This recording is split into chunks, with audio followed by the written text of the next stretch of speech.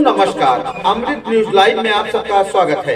दोस्तों, आज हम आपको प्रतापगढ़ जिले के तहसील कुंडा के ग्राम सभा गोदौर में चल रहे इस कार्यक्रम के बाद से रूबरू करवाते हैं।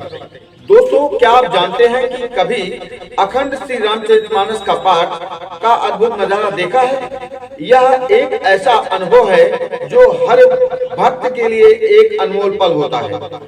जब भक्तगण एकत्र होते हैं तो माहौल में भक्ति और श्रद्धा की एक अलग ही लहर दौड़ जाती है।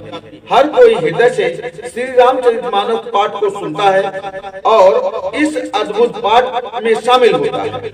श्री रामचरितमानस का पाठ न केवल एक धार्मिक अनुष्ठान है, बल्कि यह एक सशक्त अनुभव भी है।